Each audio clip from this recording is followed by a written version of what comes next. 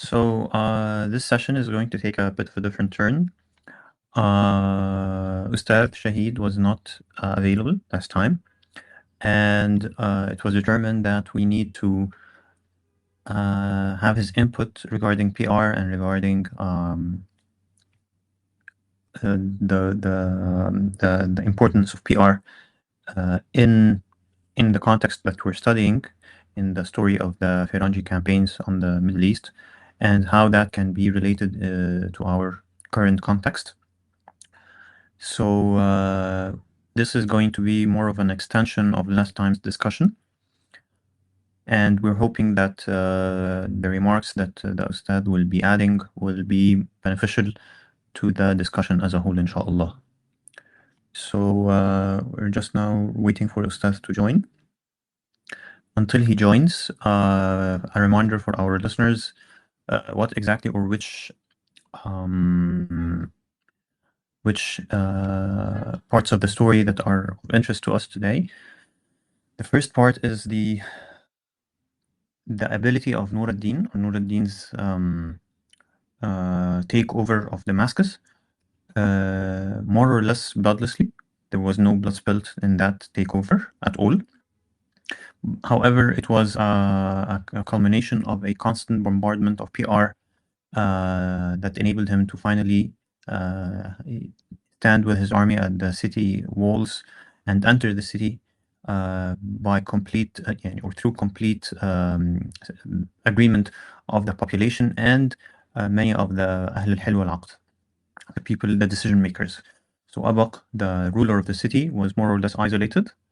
And by the time Nuruddin had arrived at the city walls and entered the city, PR had done its desired effect, and he was able to take the city bloodlessly. And it was a victory as important as any battle in the story that we're studying right now.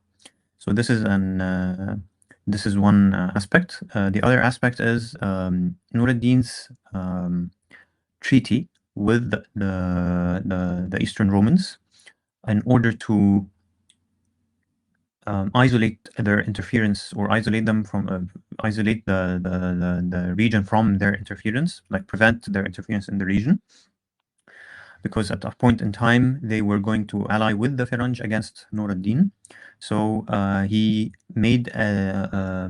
signed a deal with them, or a treaty with them, whereby he would attack some of the Roman Seljuk possessions. They were Muslims, but he attacked some of their possessions in exchange for the Eastern Romans not involving themselves in the politics of Bilad al-Sham. And so the immediate threat of the Eastern Romans in Bilad al-Sham was averted, and after a while, a treaty or a truce was signed between Nuruddin and the Roman Seljuks, whereby the possessions that he attacked and he took from the Roman Seljuks were returned to the Roman Seljuks, and so it was a win-win for everyone. So these are the two aspects that we're going to discuss today, and I would like first to start with Ustad's remarks on PR, and then we will have a bit of a Q&A, inshallah. So welcome, Ustad, and over to you, inshallah. Okay, assalamu alaikum wa rahmatullahi wa barakatuh, everyone. Can you hear me? Loud and clear. Alhamdulillah. Okay, it's on my screen. It's still showing me as a listener, so I'm not sure. We're having fairly severe rain over here, so I'm afraid that we may have network problems, but inshallah, everything will be fine. Do pray for us, Ustad. I mean, okay, inshallah. Okay, so first of all, let me start by offering again my apologies for missing the last session. I really didn't want to miss that, and I appreciate Brother Omar for extending the topic for another session, because we're really getting into the most crucial period of the Muslim response to the Firanj invasion, or what's known as the Crusades. The leadership of Nuruddin Zengi, to me, represents sort of the embodiment of all the lessons that were learned over the course of this whole catastrophic history. He recognized several things that had been overlooked by other leaders or misunderstood to one degree or another prior to his coming to power. He realized, for example, the scope of the real threat that was posed by the French. He recognized the self-destructiveness of internal division among the Muslims. Nuruddin understood the importance of informal power players better than anybody. He recognized, perhaps most importantly, the quintessential religious nature of the conflict. And he was able to synthesize all of these things together, all of these realizations, all this understanding into a realpolitik strategy.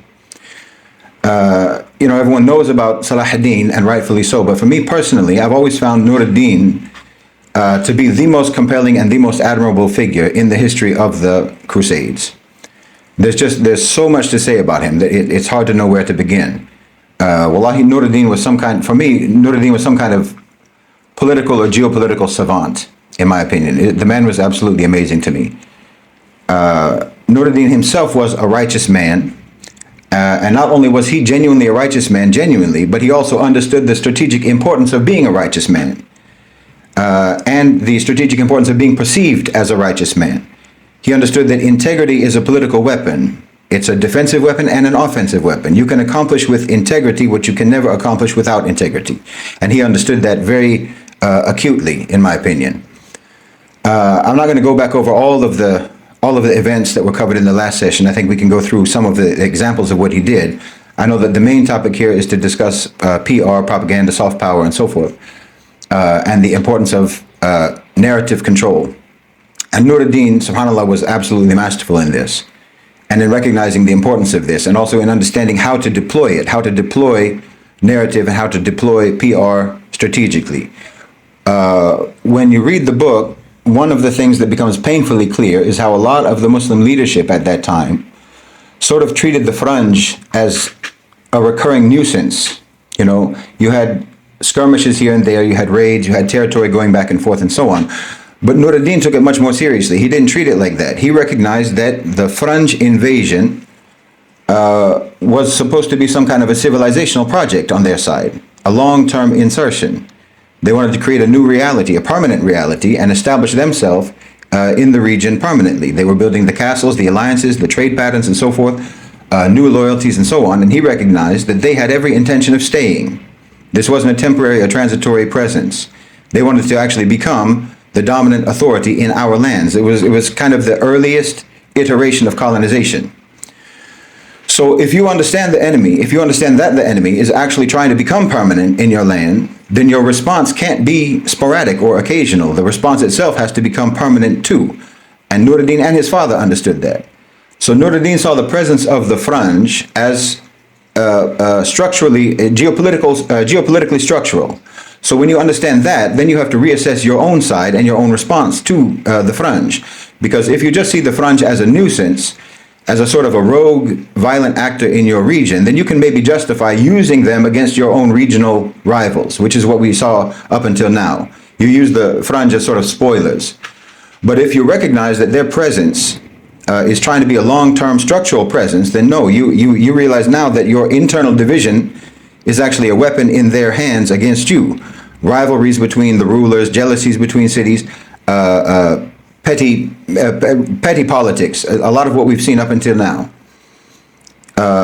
You see again and again how the Fringe benefited from this fragmentation between the Muslims. They didn't need to be geniuses. The Fringe didn't need to be geniuses. All they needed to do was be there when the Muslims competed with each other. This is how they really benefited. So Nuruddin understood that unity was absolutely essential. And he didn't mean unity the way that a lot of people talk about unity. It wasn't sort of soft and squishy. You know what I mean? He treated unity as a mechanical requirement for victory, a condition for victory, for success. He saw the very basic reality that without unity, you cannot properly coordinate and you cannot properly sustain any pressure. You can't hold any ground. You can't discipline your own people. You can't even fund anything for the future, over the long term. You can't really build your future. This is practical morality. This is what he understood. He saw that division isn't just like immoral or offensive morally, but he saw that the strategic importance of unity surpassed almost everything else. And like I say, it wasn't about, we all have to love each other or something like this. The practical coordination is necessary. The unified cohesion of action is necessary. You need to be able to operate like one functional machine. This is what he understood. Nuruddin recognized that, as I say, what I call unofficial or informal power. You're talking about the people who don't sit on the throne necessarily, who don't necessarily have governmental positions, but they determine what the population accepts as legitimate. You know, because you can be a ruler, but you're actually weak. You can, maybe the only reason people are obeying you is because they fear you, or maybe they only obey you because you're bribing them, you know, or maybe they're only obeying you because they're just waiting for you to decline or weaken or die. But Nuruddin understood that in order for rule to be durable, you have to have legitimacy. You need moral authority. You need the public's emotional commitment. And that commitment is shaped by specific groups in the society: scholars, judges, preachers, poets, administrators, merchants, notable families, and so forth. These are the people who set the tone for the society, even if they don't hold governmental positions, you know. And they have the power to undermine you, or they have the power to strengthen you, because they have sway over the minds of the people. And Nuruddin took that very, very seriously. He didn't treat it as sort of unimportant people because they're not in the government. He understood that power is built through sort of the control over, you can say meaning, the control over meaning, and like gatekeeping meaning, you can almost say. And like I said, Nuruddin recognized, very importantly, the religious nature of the conflict, which was, of course, not only correct. It was not only correct that it was a religious conflict. It's not only correct and true, but also practically speaking, politically, realpolitik speaking, a religious framing is a mobilization system for the population. It gives it a shared language that compresses the complex context of the conflict into a comprehensible meaning that everyone can understand. And that produces discipline. A religious framing can unify people across their tribes, their cities, their classes, their rivalries, everything that we've seen up until now, because it was really missing that fundamental religious framing. People were able to, we saw the division that we've seen up until now in this history, all this petty competition. But the religious framing can create stamina, it can create bravery in the population, commitment in the population, and so forth. And Nuruddin understood that. He didn't just believe the reality of the religious framing, but he also understood that the religious framing causes social cohesion on a practical strategic level. In my opinion, this is what he understood. It gives you a shared operational moral framework to produce coordination and endurance among the people. Because you're talking about now, he's understanding it to be a long-term struggle, not we're dealing with these annoying roguish bands of marauders, these crusaders. We just have to deal with them here and there, and it's a nuisance. No, he understood it as they're looking to be here for good. They're looking to control things around here. So we need to address it in a very permanent, long-term, long-horizon way. And as I said, Nuruddin synthesized all of this understanding into this realpolitik strategy. And this is what makes him really special. This is what makes him special in history. He wasn't just a scholar. He wasn't just a ruler. He wasn't just a warrior leading the battlefield, leading on the battlefield, and so forth. He was trying to build an architecture of cohesion and legitimacy for the whole land, for all of the Muslims in the who were under the threat and who were dealing with the French, while he's still also dealing or maneuvering with the dirty world of politics. So Nuruddin knew how to negotiate, he knew how to punish, he knew how to persuade, he knew how to intimidate. He also knew how to compromise, and he knew how to guide the population towards a real, how can I say, a real, he was able to convince them that victory was possible, that liberation from the French was possible. So that gave them a unified purpose, like a long-term purpose. And he did that. Like I say, we were talking about PR. So he deployed the PR, the narrative control, the soft power, the propaganda, whatever you want to call it, rhetoric, whatever you want to call it, the framing. Let me first of all let me just clarify something first of all about propaganda, because it has a bad name because we always associate it with the West most of the time. And so we automatically assume that it just means lies and it means manipulation and so forth. So let me just clarify that, because every civilization teaches their people a story. Every civilization teaches their people a story about themselves and about everybody else, an interpretation of reality, a framing. Every ruling order in any society anywhere They have to give their public an interpretation of reality, a framework for understanding reality. And that interpretation and that framework can either be truthful or false. It can be noble or it can be corrupt. It can be moral or immoral, but there's always an interpretation. If you leave your society without any disciplined, controlled interpretation of reality, then other interpretations are going to fill the void, frankly. So Nuruddin didn't leave that to chance. You know, he built what you could call an apparatus, a propaganda apparatus, an apparatus of delivering meaning, conveying meaning and understanding and framing to the population. So he built legitimacy as an institution in and of itself, not just around him personally, but as an institution itself. Consistently, he cultivated a reputation for himself of justice and personal restraint. He tried, as I say, he tried to be known as someone who feared Allah subhanahu wa ta'ala.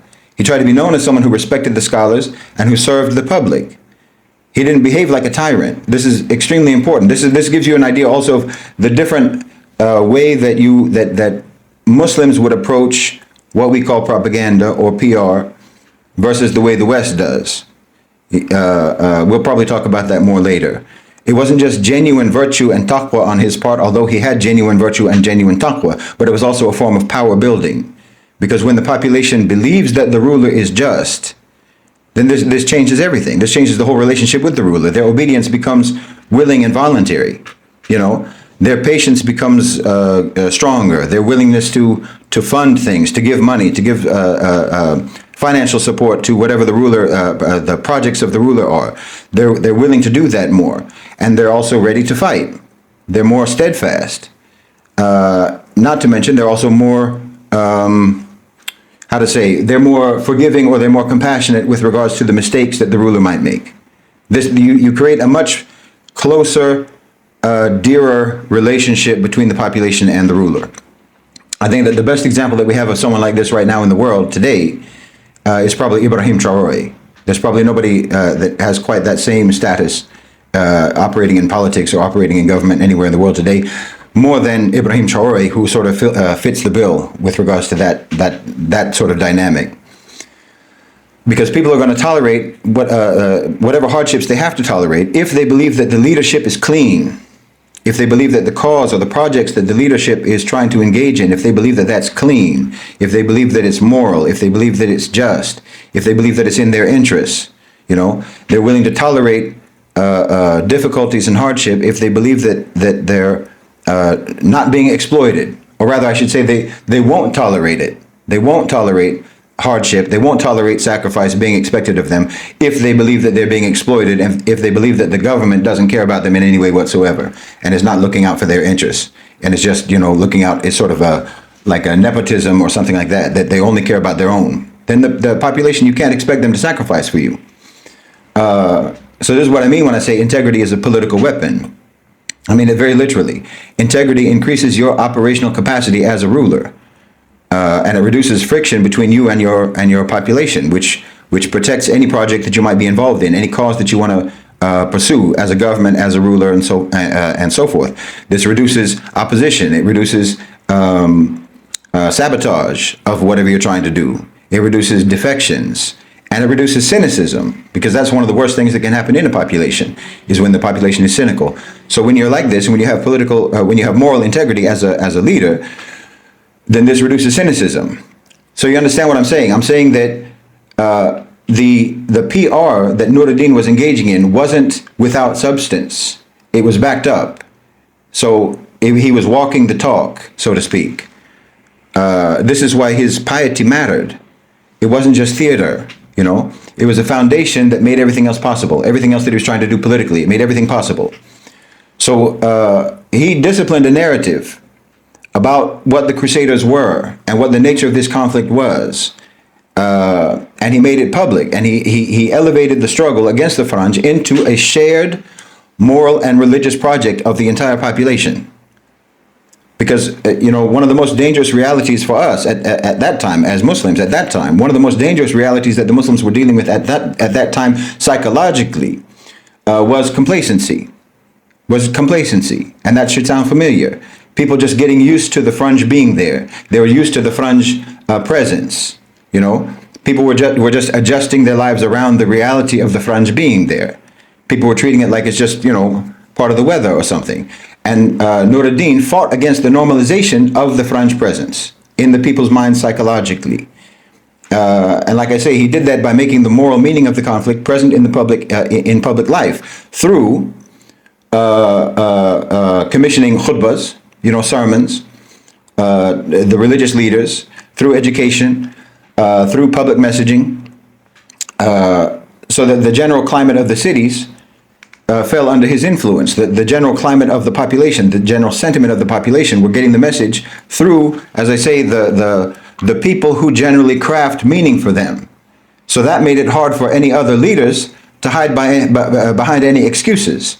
You understand? So he sort of bypassed the governmental structures or the official power and made appeal directly to the unofficial power, the informal power. And that made it very hard for elites to treat the French in a way that conflicted with the growing impression of the French that Nuruddin's campaign was causing in the people's minds. He was changing the mindset. He was changing the mentality of the population. So he made betrayal of that framework, of that depiction of the French and of that depiction of the struggle. If you betrayed that, there was a social cost for the elites and for any rulers and so forth, for any governors and whatnot, any sultans. That's soft power, and that's what we call narrative control, like in the Middle Nation Relative Power Index. That's narrative control. So he was able to get the people through this soft power, through this narrative control, to have a whole different framing of the understanding of what this conflict was, and that it wasn't just something that you just have to put up with, it's something that you have to adapt to. He targeted what we would call now the manufacturers of consent. This is one of the most important lessons for us, I think. Nuruddin didn't only, as I say, he didn't just negotiate with rulers. He worked through the scholars. He worked through the respected figures who shaped legitimacy in the society. He understood that the reality is that the public, this is something that I think a lot of people don't understand. This is very important to understand. People don't obey the ruler directly in their hearts. When we talk about obeying the ruler, okay, yes, it does mean directly obeying the ruler, but the people are not obeying the ruler directly in their hearts. They are obeying the moral world that they live in. They're obeying a framework in which it makes sense to obey the ruler. And that world is shaped by specific people in the society. That's shaped by the Ahl al-Hal wal-Aqd, like I say, the scholars, the judges, and so forth, the respected figures who align with the leader. And that increases the leader's authority without needing any violence or coercion or whatsoever. So Nuruddin sought to align these people with the project of unity and the project of jihad in the classical sense, disciplined struggle for the sake of Islam. And he built a climate in which the serious voices of society were all singing the same tune. You understand? And when the serious voices in the society all sing the same tune, then detraction and opposition immediately looks like betrayal or sabotage or treason. This is how you isolate the traitors and the hypocrites without having to hunt them down by your soldiers, because you basically annihilate opposition opposition and cynicism and criticism and attack against the rulers and against the government, against the leadership, by aligning the whole society in favor of their project. So now you are the odd man out if you are now against that, and you immediately look like you're with the other side, you're with the enemy. And Nuruddin used institutions as media. He used institutions as media to relay the message, to deliver this message to the population. This is also a concept that I think many people miss. They think when you think about media, you think about newspapers, you think about TV, you think about social media or what have you. But institutions are also media for conveying messages. Schools teach people what's normal. Courts teach people what's acceptable and legal. Masajid teach people what is their religious duties and so forth. Endowments teach people what the society values. You understand? Public works projects teach people whether the leadership in their society actually serves the public or doesn't care about the public at all or exploits the public. So Nuruddin invested in public legitimacy through institutions. Because when the society sees justice, they see justice operating in the society, they see it as a living, breathing reality in their daily life, then they will internalize a story of order and a story of justice, a story of fairness, a story of righteousness, or what have you. But when they see corruption operating in their society, they see moral corruption, legal corruption, political corruption, and so forth. When they see that operating in their society on a daily basis, in their daily lives, then they will internalize a story of unaccountability. And that should also sound familiar. So he understood that public trust is built through the repeated lived experience of your own population. You understand? He understood that the narrative cannot actually be disconnected from reality to such an extent, because if you have to rule by means of inflicting cognitive dissonance among those whom you are ruling, then your time is not going to be very long. If you want to build a movement, you can't just live on rhetoric alone. You have to actually create structures. You have to actually embody the values that you claim on the ground. And if you don't do that, then the public is not going to respect you. They won't respect you, they won't trust you, they won't listen to you, and eventually they will regard you as traitors to the very project or to the very cause or to the very nation that you initiated all of that, on the pretext of initiating all of that, on the pretext of serving that nation or serving that public or serving that cause. They will see you yourself as a traitor to that cause. So Nuruddin's moral authority was reinforced by his own tangible governance. And there's an important psychological point here, because people must be able to imagine victory in order to endure what is necessary to achieve victory. I'll say that again. People must be able to realistically imagine victory in order for them to be willing to endure everything that they must endure and everything that they must do in order to achieve that victory. They have to be able to taste the possibility of liberation in reality. And Nuruddin cultivated that possibility in their imaginations. He made future liberation feel like an actually approaching reality, not a fantasy, not I have a dream. He treated it as a project that had steps, a realistic project that just had steps 1, 2, 3, 4, 5 that we have to do. Not a dream that you just fantasize about, not empty hope. This is how you shift the public mood from despair and complacency to discipline. Because discipline is what you need. Discipline is what you need, not hope. Discipline, not empty hope and not utopianism. So he didn't allow the public to drown in a sense of helplessness or hopelessness or complacency. And he offered them a framework. This is what we're doing. This is why we're doing it. This is how we will get there. And this is what you must be ready to sacrifice in order to get there. That's leadership. Now you can translate all of this into a kind of a power logic that you can use anywhere. If you understand what Nuruddin was doing, then you can apply this anywhere. You can apply this understanding to history, to modern politics, to community building, to activism, and so forth, even in your own personal life. You see what I'm saying? Because power isn't just about force. Power is the capacity to produce outcomes in your own environment. Produce outcomes in your environment.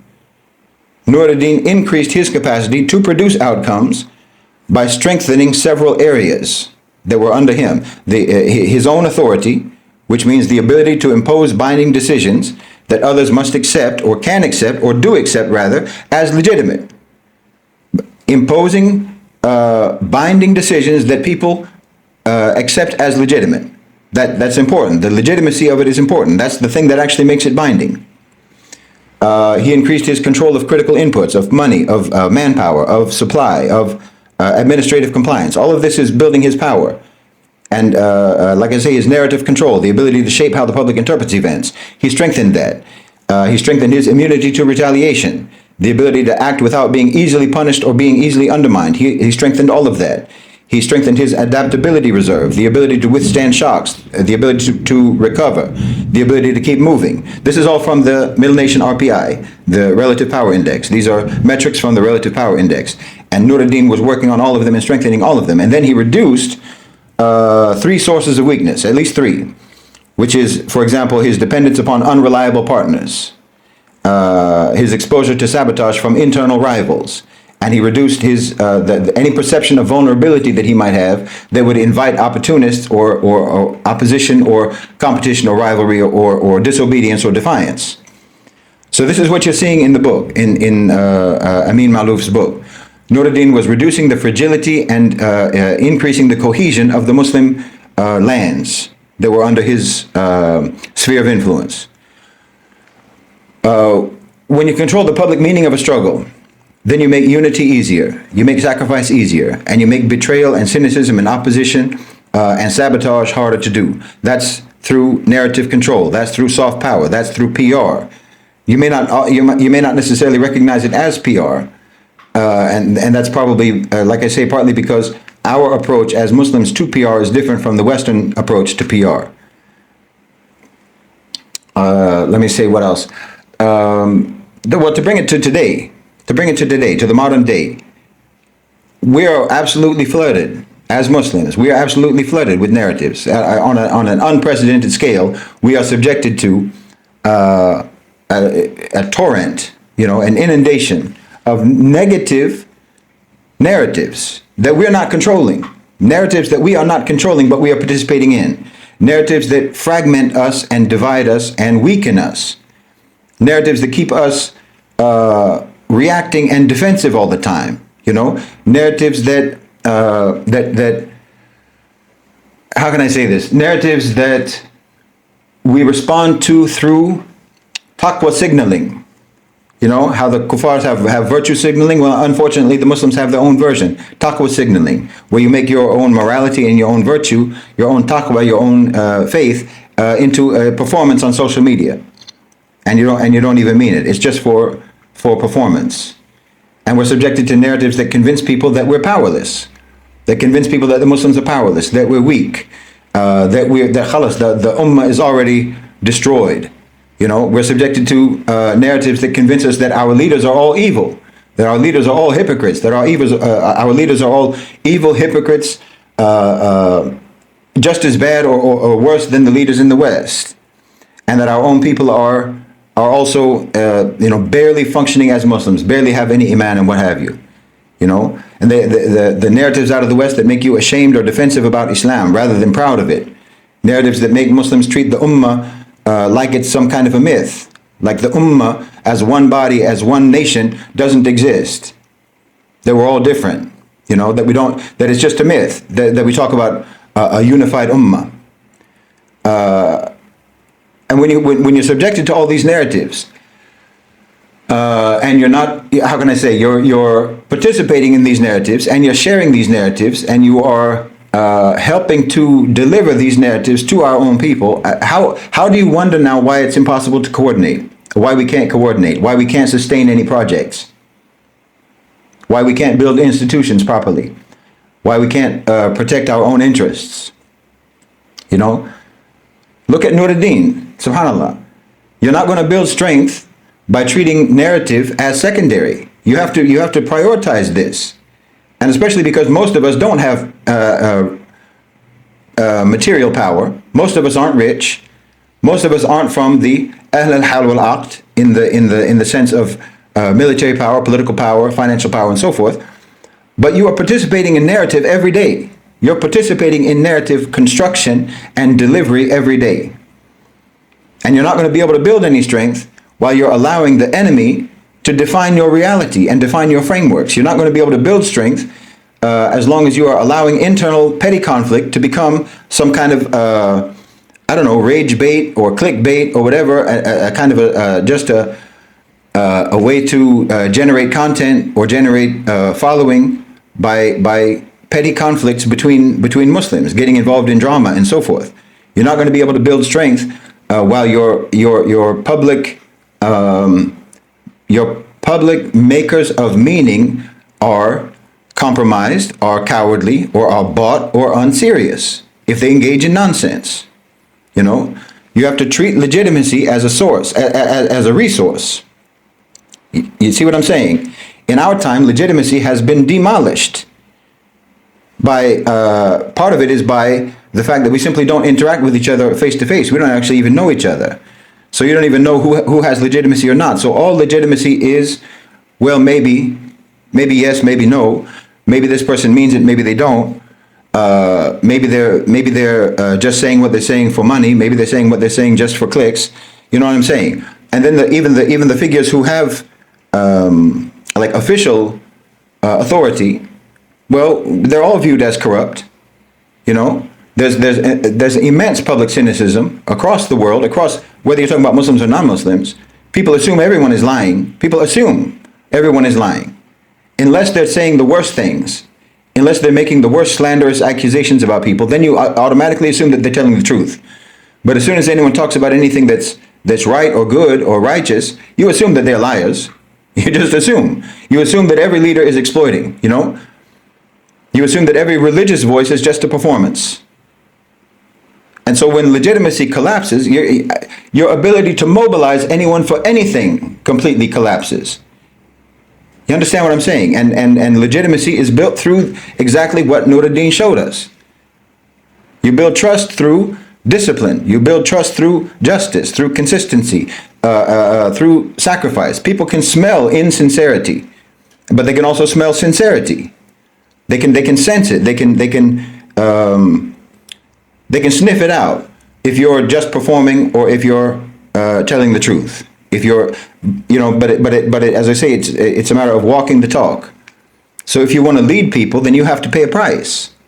If you want people to sacrifice for you, then you have to be willing to sacrifice for them.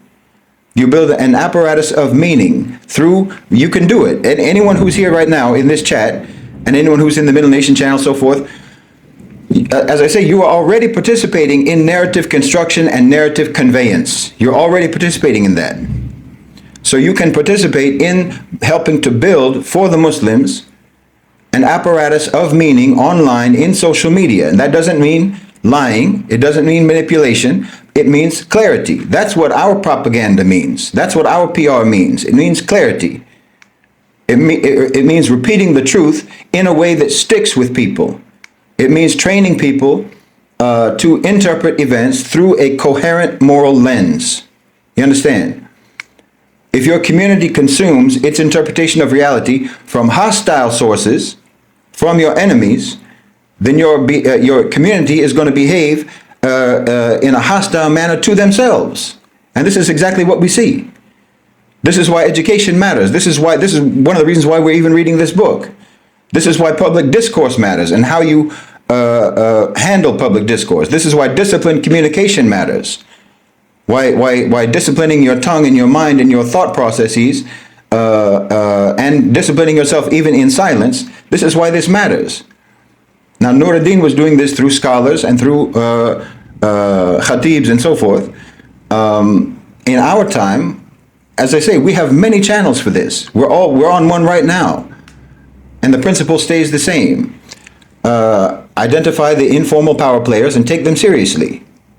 Even if you're one of them. If you want to build a community, then you have to know who shapes the mood for the rest of your community, for the rest of the Muslims in your area or around the world. Who shapes trust? Who shapes credibility? Who shapes what people consider respectable? This is an untapped, or not, I won't say untapped, but neglected category from the Ahl al-Hal wal-Aqd. Influencers. People who are online, people who are participating in narrative. We're letting them just say whatever they want to say. They can talk all sorts of nonsense, and they're never disciplined for that. You are corrupting your own, the narrative of your own people, of your own ummah, of the Muslims. You're corrupting a narrative, and you are fighting against a victorious narrative that will bring us to liberation. You're actively fighting against that when you're not participating in it, and when you are participating in and when you are conveying narratives that are framed by our enemies. So if you're makers of meaning, if the people who are crafting frameworks, or the people who are crafting narratives, or not even crafting but just conveying, if they're captured by utter nonsense, then the whole society is going to be captured by nonsense. The whole community is going to be captured by nonsense. You have to fight the normalization of your own defeat, your own irrelevance.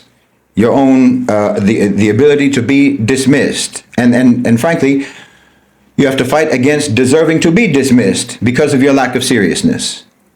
This is one of the most poisonous things in the modern Muslim world. People are just adjusting to what is already an obsolete situation, which is our subjugation. This is already becoming obsolete. In many parts of the Muslim world, it is already obsolete. But we're still delivering and sharing and conveying narratives that emphasize our humiliation and our subjugation. You understand? People will build their entire life around low expectations if you do this. Low expectations.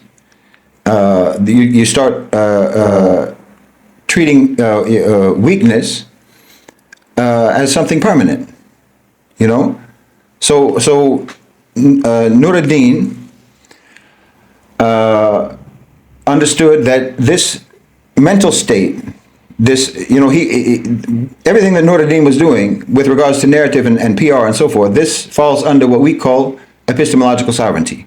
He was taking back control over narrative frameworks, over understanding, over how things are defined. And this is what we try to do at Middle Nation. You have to fight against the story that you are being told, and you have to rely upon your own sources of knowledge. You have to fight this psychological surrender to their narrative. That's where a shared, how can I say this?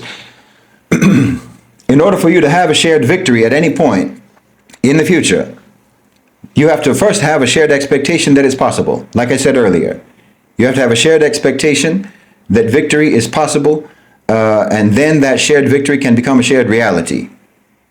You understand?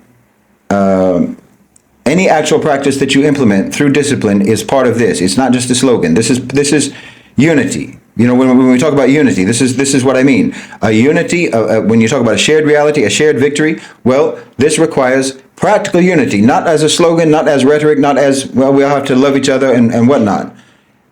You have to be unified even if you don't love each other. Like I say, it's not just a slogan. It means in practice. It means standing together like one single solitary structure, shoulder to shoulder, like Allah subhanahu wa ta'ala told us, with the Muslims from all over the world, no matter where they come from.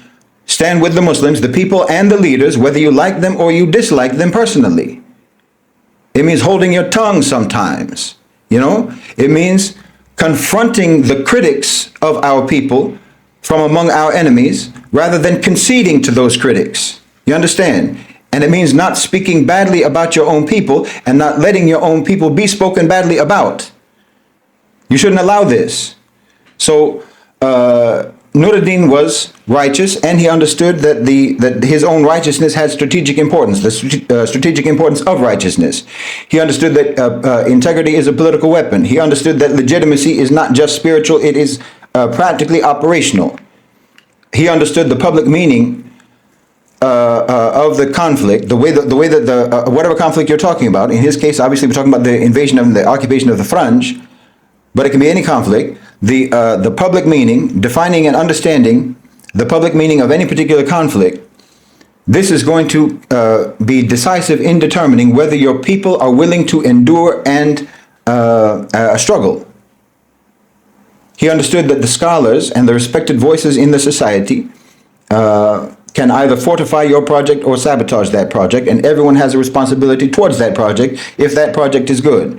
He understood that institutions teach people what's normal. He understood that victory requires a disciplined narrative that you convey through multiple means, including through the, or how can I say that the narrative that you are wanting to press or push to the people, it has to actually be reflected in their lives. Salahuddin was or is the visible triumph that we all talk about, and that's why we all know him. He's the visible triumph of the Muslims against the French, against the Crusaders. But Nuruddin was the architect that made that triumph possible. That was Nuruddin. So I think I've talked a lot. I'll go ahead and turn it back over to Brother Omar. I apologize because I missed the last session. I had a lot of things to say, as you can see. I had a lot of things that I had planned to say, but I missed that session. So again, I appreciate Brother Omar for extending the topic so that we can talk about it a bit more. And I'll be completely quiet for the remainder of this space. No, I think it's actually, it was actually a good call that that we extended it so that you can talk in abundance about the topic, sir, because there are a lot of ideas that I don't really know where to start. But I think the most glaring point made was the fact that of the transformation of the whole thing, right? The transformation and the realization. So first of all, first he realized, Nuruddin Mahmud, the nature of the situation and the permanence of the Firangi presence, and I think this became extremely obvious to him after the Second Crusade or after the Second Firangi campaign. So to remind our listeners and maybe our speakers, last time it was related that in 1148, Ibn al-Qalansi, the historian of a famous Muslim historian, had for the second time in his lifetime witnessed the arrival of the Firangi from Europe, from behind the sea, coming in overwhelming numbers and trying to take his city of Damascus, right? So Amin Maalouf says that Ibn al-Qalansi must have been, he was 25 during the first campaign, and now he was 75 during the second campaign, and how it must have felt that he was, it was being repeated all over again in his mind's eye. But for us, I think we need to understand how it seemed to Nuruddin Mahmud. Now he was, it was merely 4 years since the death of Ahmad ad-Din Zengi. In 40, it has been merely 2 years even. Ahmad ad-Din Zengi was dead in 40, it was killed in 1146, rahimahullah. So it has been only 2 years, and Nuruddin Mahmud was trying to consolidate his position in Bilad al-Sham, and within 2 years, he found out that Conrad III and Louis VII of Germany and Europe, respectively, were at his doorstep in Bilad al-Sham, coming and trying only to take Damascus, not trying to take Aleppo. And it became obvious to Nuruddin, as Ustad said, that they were here to stay. This was the second wave after almost half a century. This has been the second wave, and so it must have been clearly obvious for him by that time that these guys aren't. This is not just one wave, and it's not a one-time thing. No, they're coming, and this is the second wave. And there's reason to believe that there would be a third, and a fourth, and a fifth, and a seventh, and so on and so forth, right? And it was true. We will see in the story of the Firangi how during Salah ad-Din al-Ayyubi there was the third, and then during his brother there was the fifth, and so on and so forth, right? So the brilliance of Nuruddin Mahmud, as per Ustad, is the realization that the presence of the Firangi was permanent. It had a permanent nature. It didn't have a temporary or transitional nature. And the second thing, of course, is the utilization, as Ustad said, the utilization of the image that he cultivated of himself as a protector of the faith, as a defender of the faith, as a unifier of the faith. And this is made very clear when we hear a neighboring Muslim ruler saying that Nuruddin Mahmud pursued many tactics with this Muslim emirs or this Muslim ruler's population in such a way that when Nuruddin Mahmud finally asked him, quote unquote, right? Nuruddin Mahmud was not ordering him or commanding him. He's asking him to join him in his jihad and struggle against the Firangi. This Muslim ruler said, I'm almost out of options. There's no option for me. There's no possibility for me to say, no, I'm not going to join you. I can't do that, because if I do that, my population will be severely turned against me, and this is not something any Muslim ruler wants to do. So the realization of the informal power players, as Ustaz said, in the struggle was a very important realization on Nuruddin Mahmud's side. And again, this has to come back to the fact that the importance of the scholars and the importance of the ulama and of the importance of the sermon givers, the khutbah, and so on and so forth, those people had a very important part to play in the Muslim world due to Nizam al-Mulk, the vizier of the Seljuks. This man had made an important achievement in the Muslim Empire, although it didn't take place, the effect didn't take place immediately during his lifetime. It took place after his lifetime. by establishing what we know as the Muslim madrasas, the nidamiyat, right? Those madrasas were schools where important figures in the Muslim Ummah graduated decades and decades after the death of Nizam al-Mulk, right? So we know Al-Imam al-Ghazali was a graduate of this school. We know that Salah ad-Din al-Ayyubi was taught in that school. We know that very important Muslim figures. Whenever you say read in someone's biography that he was a graduate of the Nizamiya of Baghdad, or the Nizamiya of Damascus, or the Nizamiya of Isfahan, or that means that this guy is indebted in his philosophy, in his take of life, to Nizam al-Mulk. This absolute of a vizier.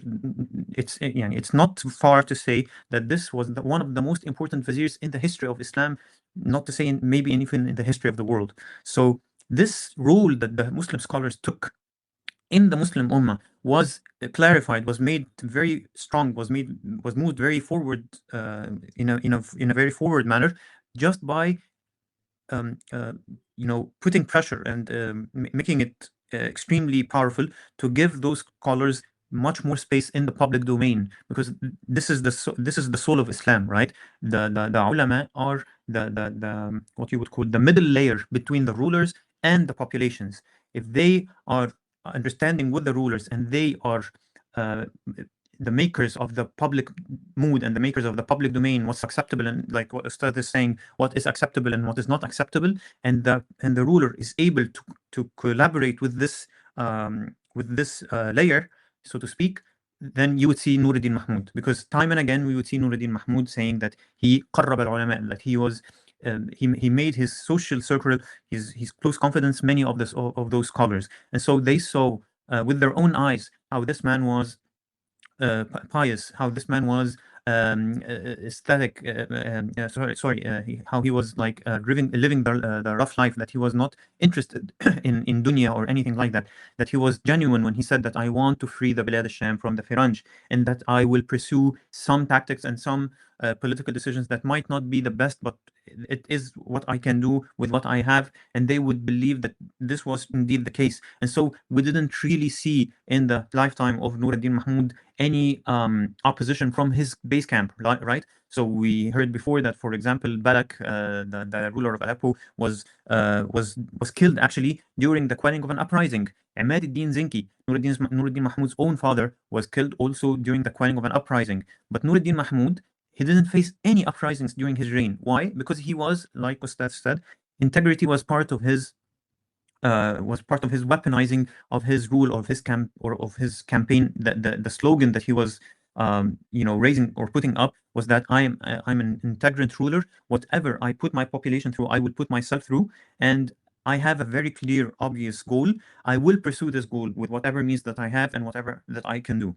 So yeah, I completely agree with the analysis given by Ustad, and I believe that this is the best way that it could have been given, is to give it a separate episode. I do have some questions to Ustad, if Ustad will allow me. So the first question would be, in light of these achievements, Ustad, in light of these achievements made by Nuruddin Mahmud, this cultivating of the image, this transformation of the reality, this control of the narrative, this collaboration with the scholars, and this immense effort that culminated, because people usually look to Salah ad-Din al-Ayyubi, because people all over the world, Muslims and non-Muslims alike, they are always, you could call this availability bias, right? Because this is the result that I saw, so I will completely disregard whatever happened before, and I will believe that this was the only victory achieved, which is the Battle of Hattin. They didn't realize that Salah ad-Din Ayyubi had been 13 years in the making of Hattin, and that Nuruddin Mahmud before him had been 20 years in the making, and that Ahmad ad-Din Zinki before both of them was establishing, a power base in Bilad al-Sham.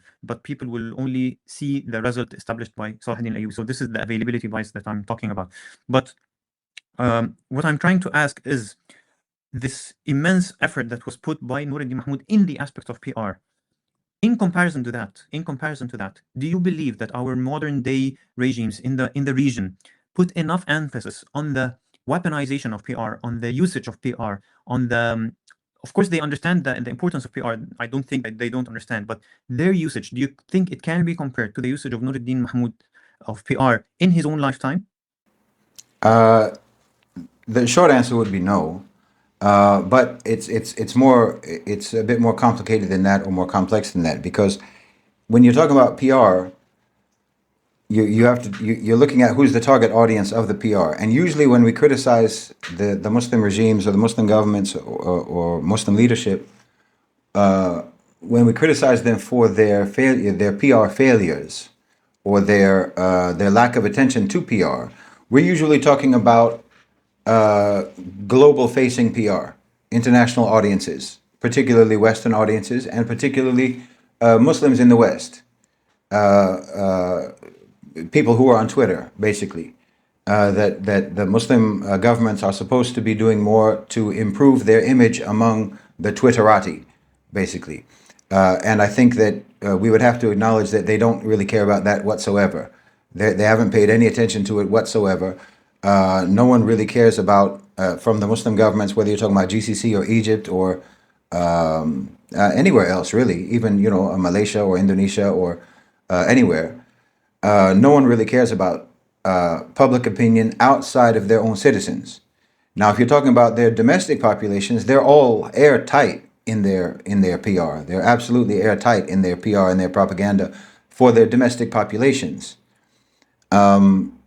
It's arguable, though, to the extent to which this is, how can I say, the extent to which this reflects the approach of Nuruddin.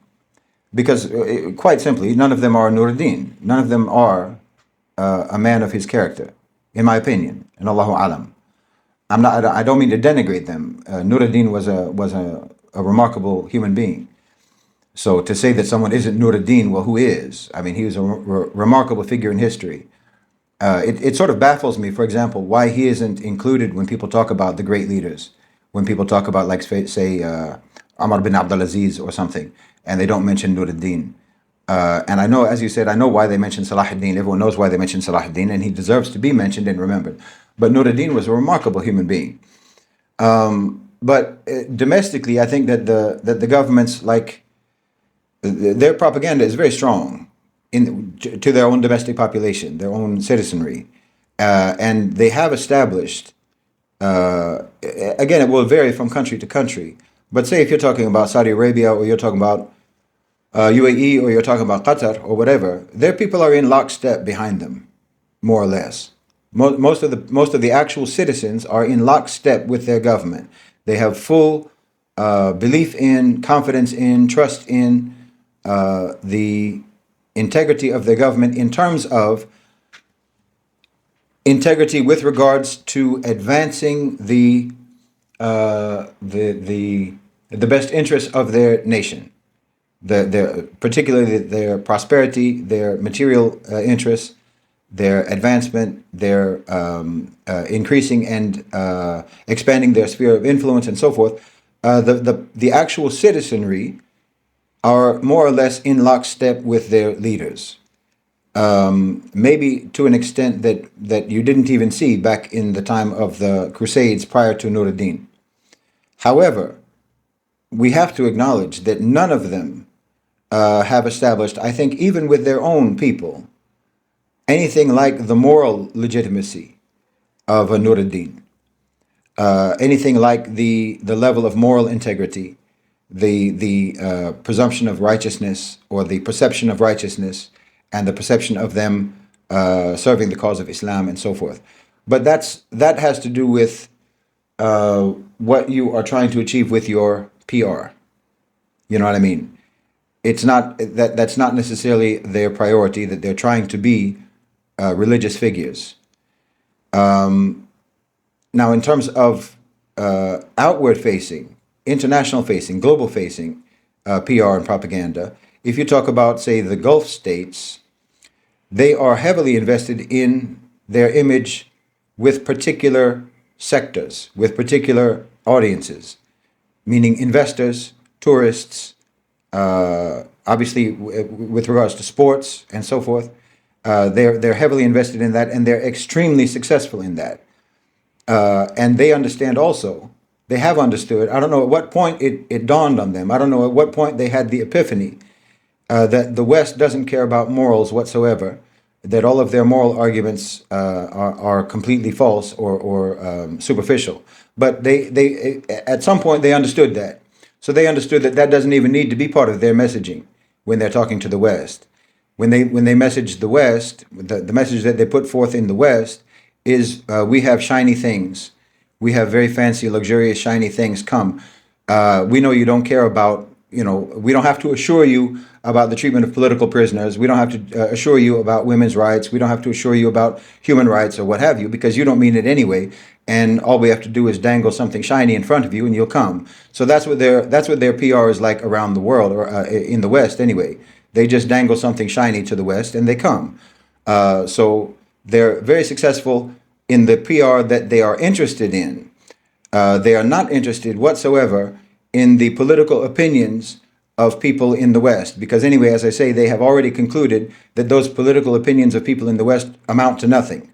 They have understood that the political opinion of people in the West doesn't really pose a threat to them, as long as they are focusing upon making themselves attractive for investment, attractive financially.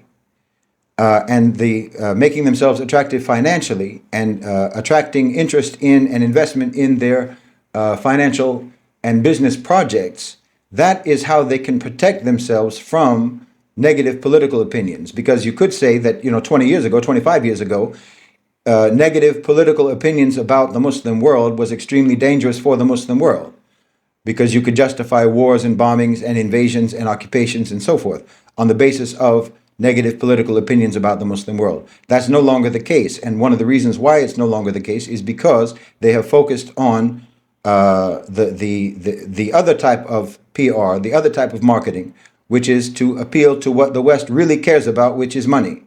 So as long as we can be attractive to you in the business world, in the business sector, in the sphere of business, then we protect ourselves from your aggression and your hostility, your violence.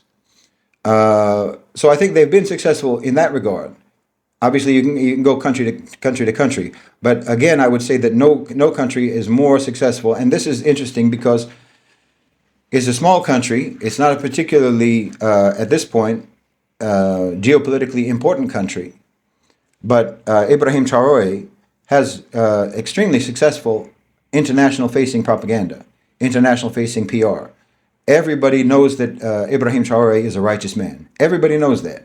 Anyone who knows anything about Ibrahim Traore, has even heard his name, associates him with being a righteous, upstanding, anti-imperialist, anti-colonialist leader of integrity.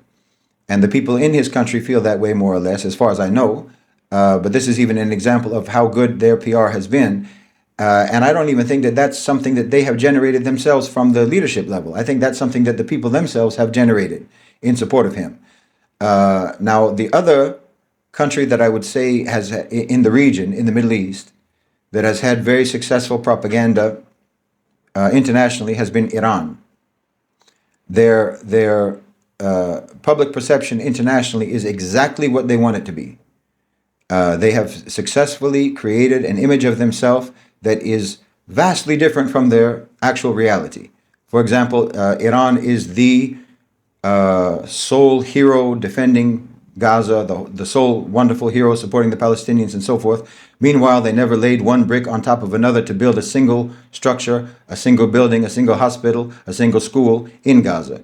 They haven't done anything whatsoever to actually help Gaza financially or in any practical, real, material way whatsoever. But everyone in the world thinks that they're the great defenders of Gaza, the great defenders of the Palestinians, when they haven't lifted a single finger. They haven't contributed a single dollar to actually helping Palestinians in their daily lives.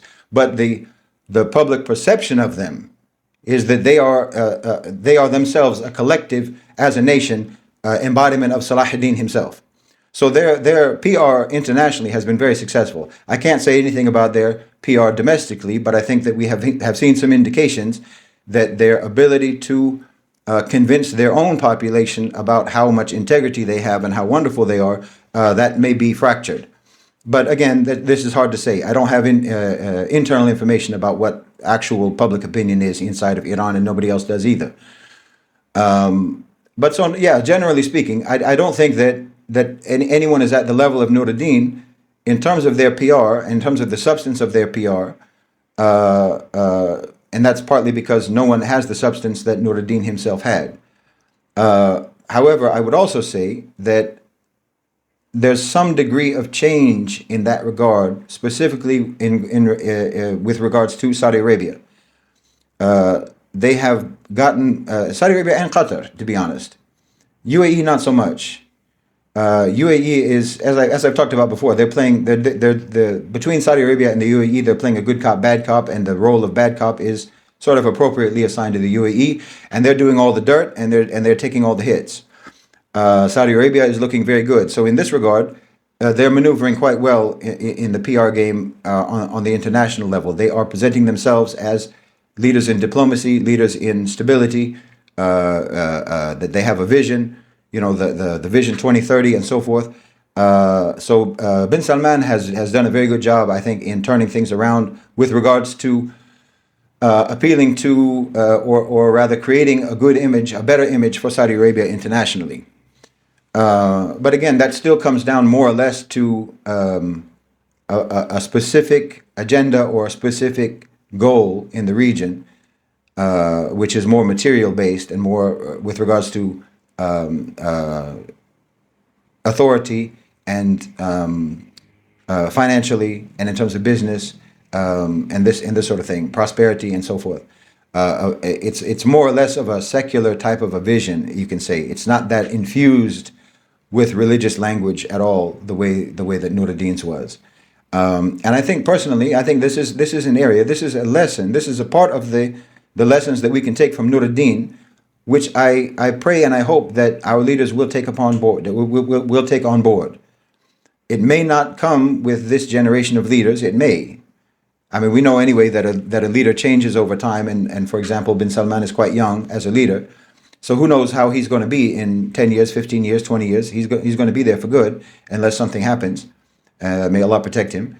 But, the leadership that we have now is you can compare it again to the example, as we've talked about many times in relation to this book, the succession of authority, the succession of power, the succession of leadership goes from Imaduddin Zengi, who was not known as a particularly virtuous, righteous man, but an effective one. And then it passes to his son, who was a better man than him, religiously, morally, in terms of his taqwa, in terms of his iman, and so forth. So we hope and pray that the effective leaders, who may be not morally as good as we hope, that what they build will pass to a generation of more righteous people, as we have seen happen in the story of Imaduddin to Nuruddin to Salahuddin and so forth. But just, in answer to the question, I think that they're more or less successful in the PR for their domestic population, not generally as successful in their propaganda or their PR internationally, except towards those specific targeted sectors that they're interested in. Thank you, Ustad. And not generally as successful overall with their domestic populations, like as successful, as Nuruddin Mahmud, due to the difference of substance and the difference of caliber. So thank you so much for clarifying that. And you even answered the second question, which was that which regimes do you think were more successful in the modern context? So you said or mentioned Ibrahim Traore, and you also mentioned Iran. And I think we cannot, finish this part. We were going to move on to the Eastern Roman treaty question very soon, but I cannot, me being an Egyptian, I cannot help but ask, do you believe that Nasser, during the Pan-Arabism era, the 60s, late 50s, early 60s, and all the way to the late 60s, do you think that Nasser was a master propagandist or not? To be honest, I'm not really informed or educated enough about that aspect of his rule. But I think that you can judge him.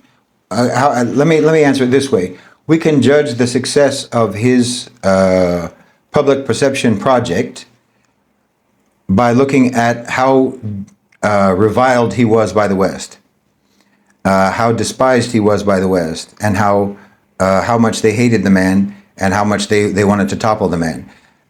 So that would indicate to me that he was quite successful in mobilizing his population for whatever project he had in mind. And I think that history bears that out.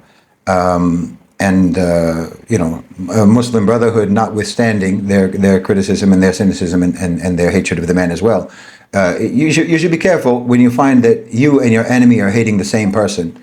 So when the Muslim Brotherhood hates Nasser and the West hates Nasser, it speaks well for Nasser, in my opinion. But I couldn't really say, I'm not as educated about his own particular PR projects to answer it in any other way. Yeah, no, I think that would be a very informative answer. Like, so who hates the guy? So yeah, it makes more or less. It doesn't mean that he was quite successful. Brother, I'm sorry to interrupt you, but there's another example we can look at. We can look at another example, which would be Erdogan in Turkey. Not so much now, but in the early days of the AK party, they had a very, very successful PR program within Turkey, and Erdogan and the AK party together have had a tremendous effect on the psyche, the collective psyche of Turkey and the political psyche of Turkey, in that now you have to make some sort of a nod to religion, even if you're a rabidly secular party, even if you are from the sort of holdovers from Ataturk way of thinking, because of what the AK party in Turkey did under Erdogan, and their very successful PR campaign, and because their PR campaign was more like Nuruddin's in that it reflected the reality of what they were doing. They did it through institution building, they did it through public works, they did it through actually trying to improve people's lives and so forth. So this gave power to their PR, and it created a perception. And I think that there's also, excuse me, a very powerful element that is still remaining internationally in terms of their PR, which is around the world, the Muslims have held a very high opinion of Erdogan and regarding him as sort of the Sultan of the Muslims, almost the Khilafah of the Muslims, and that he's going to resume the Khilafah and so forth. All sorts of things that are have to one degree or another a mobilizing impact. To one degree or another, that is fading for Erdogan and for the AK party, both within Turkey and internationally. But in the early days of the AK party, in the early days of Erdogan, they had a tremendously successful PR project or PR campaign that actually rehabilitated the collective psyche of the Turkish people, in my opinion. Yes, wonderful study. Yes, I think yes, they were able to transform the society because Ataturkism was very, very prevalent in Turkish society. Like they had, this violent transformation of the Turkish psyche that he made. It was decades in the making, and it was deeply rooted in Turkish society. And I've witnessed myself many testimonies as to how the Ataturkism was deeply embedded in Turkish society. And recently, I think it's the AK party or Erdogan have been able to somewhat dilute this presence of Ataturkism in the Turkish society and somewhat change the public psyche of the Turkish society. Great. So the next question would be, in light of Nuruddin Mahmoud's, and this point was mentioned by you in one of the videos, but this was several months back. So just to reiterate the incident, Nuruddin Mahmoud had concluded a treaty with the Eastern Romans upon their arrival in Bilad al-Sham, because they were allying with the Firanj, and they decided that they would all face Nuruddin Mahmoud in battle. And Nuruddin Mahmoud immediately took action, again out of the textbook laid down by his father Ahmad-Din Zengi, and the same strategy that had been emulated by Onur, Mu'in-ad-Din Onur, right? That he would go directly to the Eastern Roman Emperor and conclude a treaty with them, a one-sided treaty with them. And so this was the same approach taken by Nuruddin Mahmoud. So he concluded the treaty with the Eastern Roman Emperor, saying that Nuruddin Mahmoud will attack some Roman Seljuk possessions that would divert the Roman Seljuks from their constant bombardment of the Eastern Romans in Asia Minor. And in return, the Eastern Romans would removed themselves from the power play, at least for the time being, in Bilad al-Sham. So Nuruddin Mahmud was able to avert the immediate threat of the presence of the Eastern Romans in Bilad al-Sham, and eventually another treaty was concluded with the Roman Seljuks, and their possessions were returned to them. And no one died, no one was hurt, no one died, except that the immediate threat of the alliance between the Eastern Romans and the Faranj against Nuruddin Mahmud was averted. And that was the important part. Like the power play in Bilad al-Sham was still more or less a power play between two entities, Nuruddin Mahmud and the Faranj. Now, in light of this incident, how do you believe that we can reflect this incident on our, as a Muslim Ummah and our leaders today, how can we make use of this incident in our dealings with this? Because back then, the Eastern Roman was considered to be the superpower of the day, right? It was not as strong as it had been like before, because it had been severely weakened, of course, by the time, but it was still stronger than any of the parties involved in Bilad al-Sham. So it was considered a superpower in that neighborhood. So in regards to dealing with the superpowers of today, like the a national OCGFC, which is the core concept that the Middle Nation is trying to expose, or for example, BRICS, the rising power of BRICS and how it's dealing with the world right now. How do you think we as a Muslim Ummah can benefit from this treaty established by Nuruddin Mahmud to avert the immediate danger? How can we make use of this incident in our modern day context when dealing with superpowers such as the OCGFC or BRICS? Okay. Well, first, I think that you're correct in making a comparison, and it's quite insightful to even make that comparison, because the people should understand, if they don't already, that's the empire that we have now. That's the empire, the other empire that we're dealing with. The global superpower isn't the United States of America. The United States of America is captured by the actual empire that exists, which is a private sector empire, which is the owners and controllers of global financialized capital. So that's who we're dealing with. And I think that the Muslim leaders, to one extent or another, but particularly in the GCC, I think that they have recognized this. They have recognized who the real power is, and that it isn't America as a nation. It's the owners and controllers of global financialized capital. So if you look, Nuruddin's agreement with the Eastern Romans was a masterclass in selective accommodation for strategic consolidation. That's what he did. The lesson isn't from what he did. The lesson isn't, well, we can trust the outsiders. We could trust the Eastern Romans, or in this case, we can trust the A-National OCGFC. The lesson is, when you face a bigger threat, you can freeze one front to build decisive capacity on your main front without surrendering your core aims.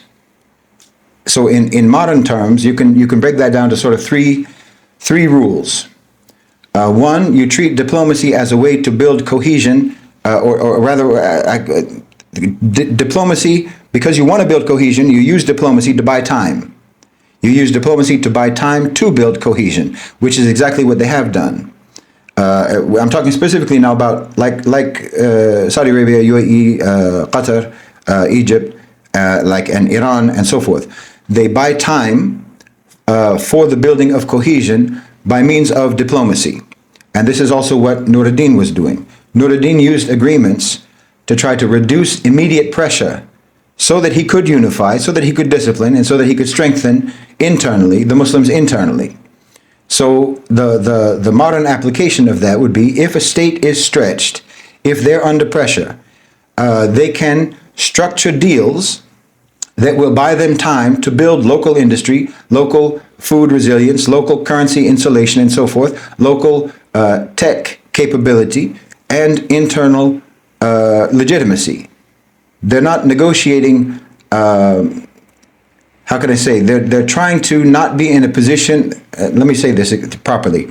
They understand that they need time to build strength so that they are not permanently negotiating forever from a position of weakness.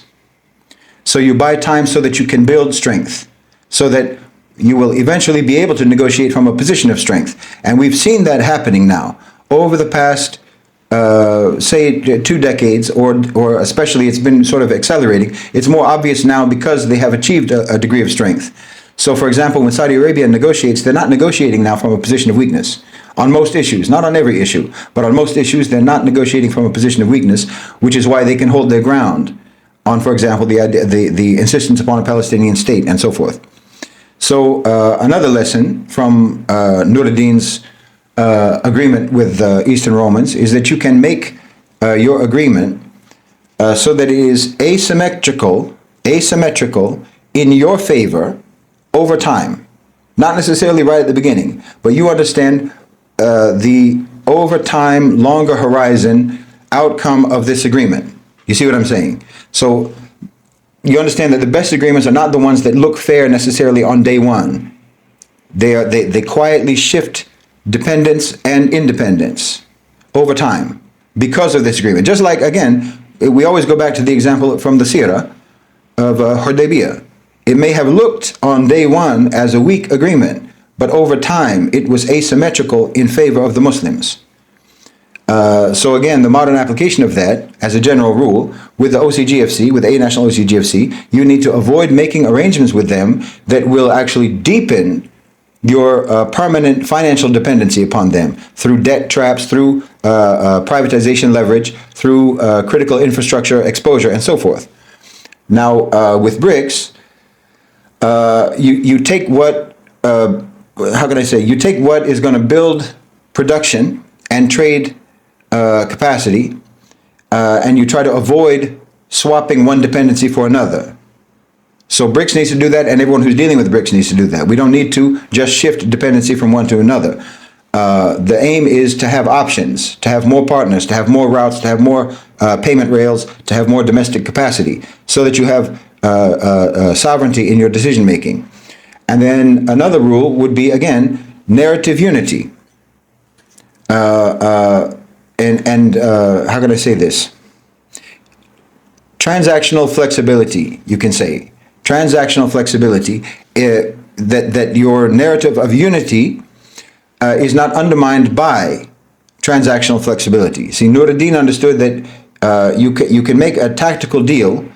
He was able to establish the trust of the population enough that he was able to make a tactical deal without dissolving his own standing and without dissolving the narrative that he had constructed and conveyed and delivered and convinced the people of with regards to the meaning of their struggle. So, as I said earlier, he framed the struggle as a religious struggle.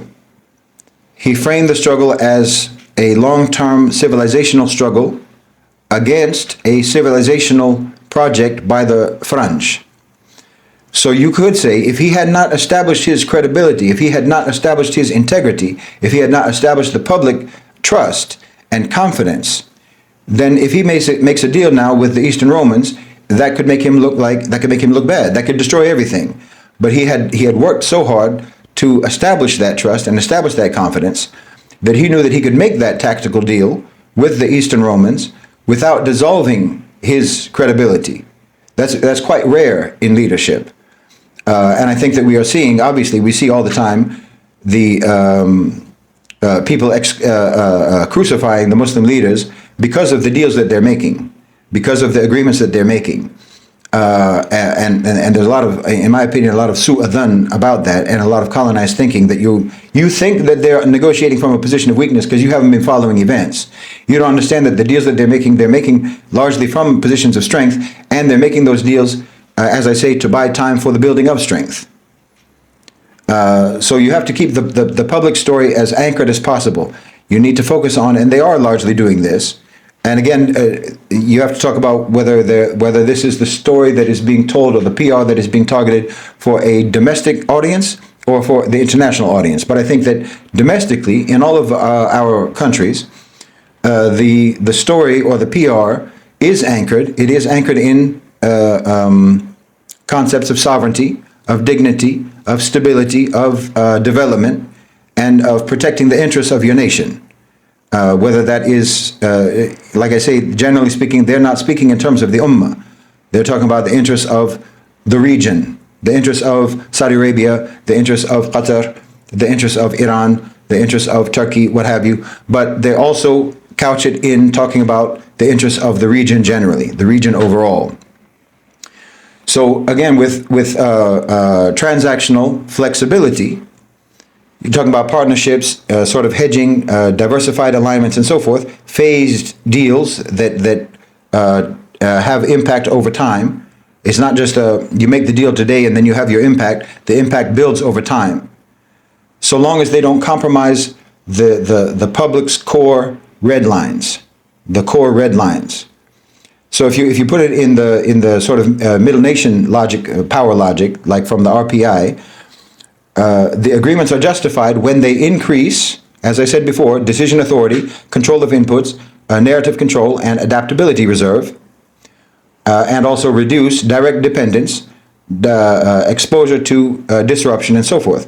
So again, Nuruddin's genius was that the deals that he made served consolidation, and they reduced the structural weaknesses, power weaknesses that we talk about in the relative power index. So there's a lot to learn from what he did. It was extremely strategic, extremely tactical, and extremely wise. And if he had not done that, there would not have been a triumph of Salah ad-Din, and Allah knows best. Yes, absolutely. I completely agree. And this had been the boogeyman of the period, right? The involvement of the Eastern Romans in the power politics of the region in such a way that decisions would be made against the interests of the Muslims. So we've seen this happening with Ahmad ad-Din Zengi, and we have seen it happening again with Nuruddin Mahmud. And these aren't, situations where the decisions made by both men could have been held against them, because simply this is not like a good choice, bad choice kind of situation. No, this is a bad choice, much worse choice kind of situation. So people in general, and Muslims particularly, should be more aware of that kind of situation. Like, you don't necessarily have to have the best situation alternative available, even though if it ultimately was leading to the betterment of the Muslim situation. Sorry, Ustad, go ahead.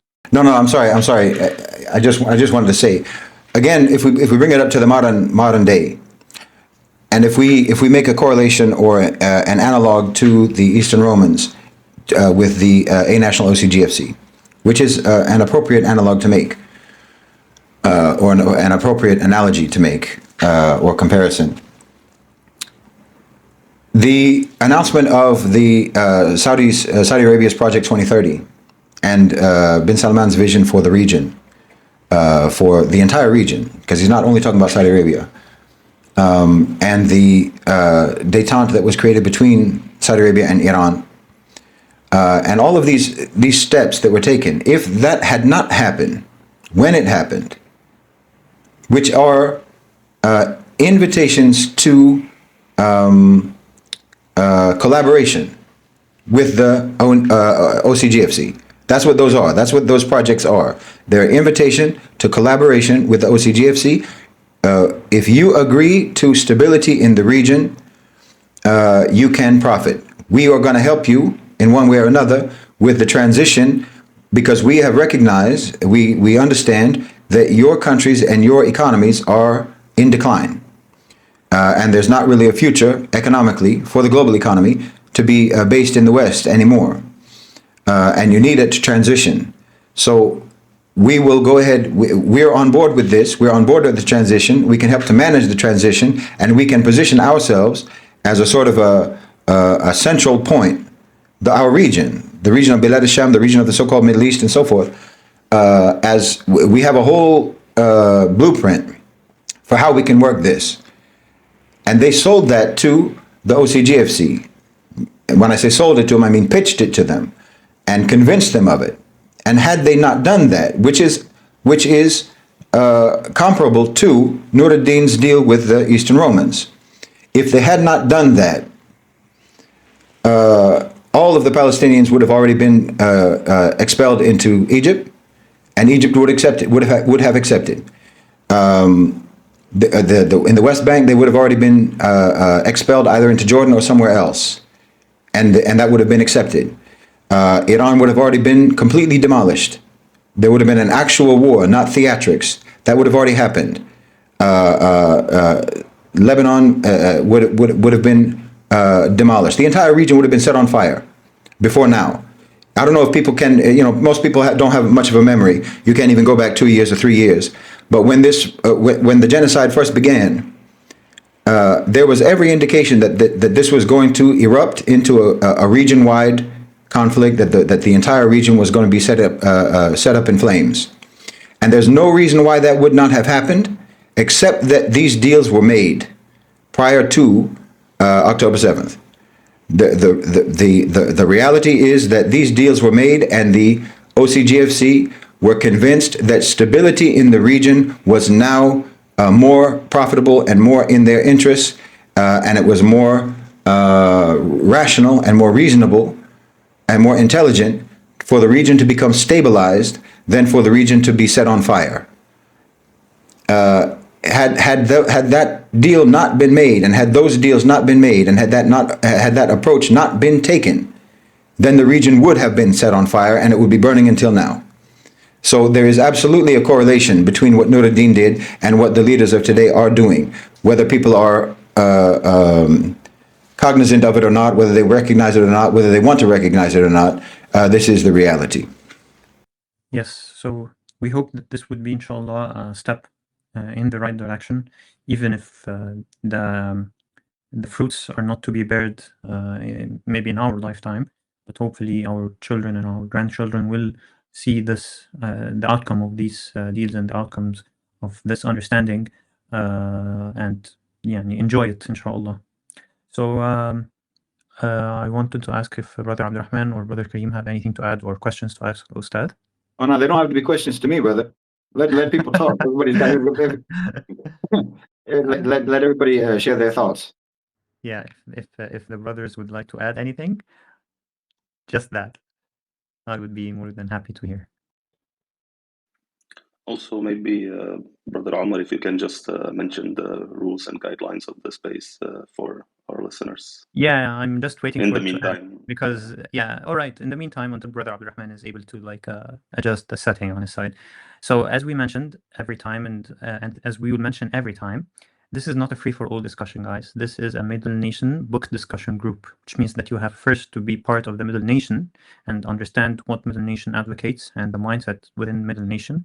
And second, you have to be in the book club, reading the book and discussing and engaging with the members of the book club. But we do not give the mic freely to anyone just walking in, because we differ in that manner from most spaces on X. This is not a free-for-all. So to those people who we have denied the mic, there's nothing that we personally hold against you. It's just that we do not know you yet, and you did not engage with us on the group, either in the book club or in Middle Nation. So that's why we do not give the mic freely. Ustad, you had something to say? No, I would just add to what you're saying, or as by way of explanation. This is exactly what we're talking about, in that we need to have a different approach to how we deal with social media and how we deal with our public discourse. It has to be disciplined, it has to be orderly, it has to be controlled. We have to do exactly as Nuruddin was basically taught us, which is to be orderly, to be disciplined, to be controlled, and to be unified in the delivery of our narrative, because our narrative is a true narrative, and our narrative is a narrative of victory, just as Nuruddin did with his people in his time. So if we don't know what you might say something ludicrous, you might say something ridiculous, you may not. You may say something very intelligent, you may say something that's very much in line with what's correct and proper, but we don't know you. Just like the brother said, we don't know you. You haven't been in our discussion on Telegram, even it's open to the public. We don't know if you're reading the book, or if you've read the book, or if you're even familiar with the history or what have you. And we're not going to allow, we have to have some narrative hygiene on our platforms to where we can have a unified message and a unified understanding to make sure that everybody's on the same page. And I would encourage anyone and everyone who has a platform to do the same. You have to learn how to be disciplined in your public statements, the way that you speak in public, the way that you present yourself in public, and the narrative that you are conveying in public. And so we run a tight ship in that regard. And as brother said, it's nothing personal. And if you want to participate in these spaces, you know what to do. You can come over to Telegram and we can get to know you. And then we'd be more than happy to let you come onto the next space or a live or what have you. So just to reiterate what brother was saying, we need to take a disciplined and an orderly approach and an organized approach to all of our public behavior, including what we say on any sort of a public space and any sort of a public platform. Jazakallah khair. Yes, we're just asking you to be serious and to take this matter seriously, not come in and say whatever you feel like you want to say. You have to be first informed. Brother Kareem, do you have anything to add? Bismillah ar-Rahman ar-Rahim. I think it's very important also to notice with these leaders, like quote unquote, they didn't like chase, being a leader. There was this, first of all, it's of course heritage. So, Nuruddin was raised under Ahmadiddin, so he learned from him, he, understood from him. It's not like some democratic elections. And I remember this point used to be highlighted, by Ustaz Shahid, like who's going to be more capable leader, someone who, has never heard, never been in the circles, or someone who was born in the, palace, who was going to all the meetings, who was seeing the dealings of his father, or being part of the talks, being part of the, whatever negotiations were ongoing, right? So you can see the leadership was not something that he had to chase, but he was basically given it and people wanted it from him, right? Even the circumstances, like if you remember when his father passed away, rahmatullah alayh, it was very chaotic instance, right? And like he had no other option but to take it. It wasn't like he was very hungry for being a leader or, but it was the situation, the circumstance that arose. There was no other option than that he had to take action, right? And also very interesting, what I think Ustaz Shahid mentioned is like how people can sense justice, right? How people can sense piety, how people can sense just a good person, right? And you want to follow him. And I think this is something that, is so important, right? With people, because like when you look at our leaders, alhamdulillah, but when you look at the people in the West, right, and people who represent the society in the West, it's like really pathetic. Most of the people who rule them are people who they want to have nothing to do with. Most people who they mock, right? Most like leaders who they, they tell you that, into politics, the worse people get, and like those are the people that rule you, right? So it's completely different than when you have someone who represents you and who you align with, who you want to support, like. So I also imagine that Nuruddin himself might not have every aspect of his PR or propaganda. I do not think there was so much deliberation as that it came naturally from the position he was put in, from the character that he was, right? Like people usually maybe sometimes try to overthink this stuff and, the different aspects of how to capture this and how to capture that. But some people, they just have it inherently due to the way they were raised and due to the way they actually are, right? So I think a lot of these things, when we look at it, like of course there are lessons that can be taken from it, but we also have to understand that it's just who he was, right? It's not something that he learned or that he had to deliberately, contemplate or strategize or try to think about every aspect. No, that's him and, his way of life and his way of like the inspiration that he might have gotten and so on and so forth, right? So another aspect I think to this PR talk that needs to be taken into consideration. Yeah, but most, of course, Ustaz Shahid said everything that needs to be said, I think. But these are just the two main points that like somehow, stood out for me personally. Yeah, brother, I think you're right. I think that again we have an example in today of Ibrahim Traore, because as I said when I was talking earlier, I don't think that they are necessarily running a PR campaign from the government. I don't think the government is necessarily trying to present Ibrahim Traore in a certain kind of way. People love him genuinely. People love him, and he's inspiring to people, and so they are taking it upon themselves to share and to basically run what we would normally see as a PR campaign on his behalf, out of their genuine love and respect and admiration for the man. It's not necessarily something that he is coordinating. However, I think that it's most likely that any leader, because there's nothing wrong with this. There's nothing cynical about this. Recognizing the importance of your own integrity as a criteria for authority, for legitimate authority, for your own legitimacy as a leader. And I can, and this isn't exclusive to Muslims. This is for anyone. And I can give an example. Lee Kuan Yew in Singapore. It's very famous now that he was at one point offered a bribe by the Americans, literally money, cash money in a briefcase, and he refused because he understood, if I take this money, I'm ruined. I'm completely ruined if I take this money. If I accept that money, then I have corrupted myself, and then I have no legitimacy with my people. And then it was a very crucial moment for Singapore under Lee Kuan Yew, under his leadership. If he had allowed himself to be corrupted, he would have not only ruined himself, but he would have ruined the entire project of building Singapore into what it is today. So I think that it's actually important for people to understand on an individual level, on a personal level, whether you are a leader or not, whether you're anybody, understand the importance of your own moral integrity, and that this gives you legitimacy with everyone in your life.